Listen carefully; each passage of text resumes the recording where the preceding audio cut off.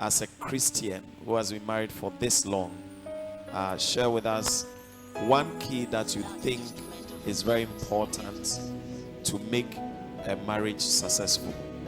Okay, thank you. I believe before one can measure whether you are being successful at an attempt or in any effort, you would have to first appreciate what it's all about, and then to know the measure, so you can look back and say, oh, okay, I'm successful.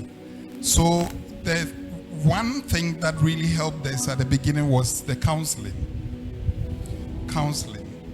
And I wouldn't want to drift from the fact that we were blessed to have the opportunity to understand what marriage is about. We were pretty young when we married. I was 27 and my wife was 25.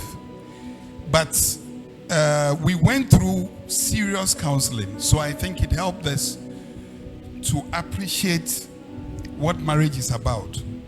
But for that, maybe we would just have moved into it anyhow, or like my Indian friend would say, anyhowly, and also moved out anyhowly.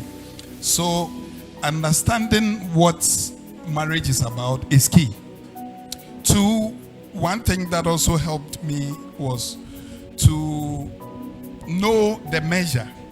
The Bible talks about how Christ loved the church and gave himself unto the church, or for the church.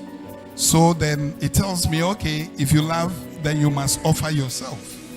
So I believe the biblical principles are the foundation, and those are the same principles that are guiding us.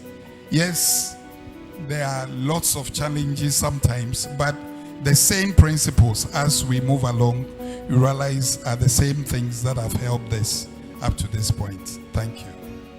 That's beautiful. That's beautiful.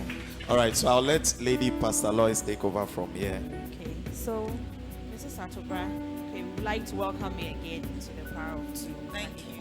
Thank you so much for coming. So we want to know from your perspective, what has been that one thing that for all these years you always look back at and say that this thing has kept me going as a Christian spouse? That one thing that you always look back and say that for all these years, I would say that this is one thing that has kept me in this marriage, that has made the marriage successful.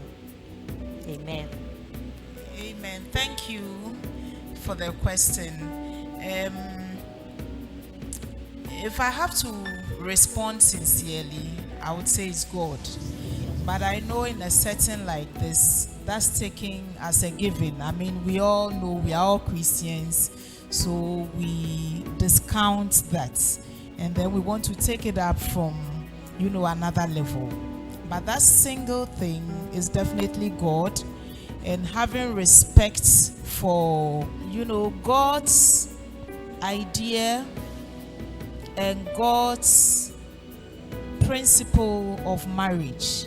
So when things get tough, because you respect God and you respect the fact that God has meant marriage to be forever, that keeps you going. And you know that God has his own principles about love, about submission, about caring, about patience, and all the other values that the Bible instructs us to abide by. You tend to gravitate towards these values, and that keeps you going. So I would say it's God.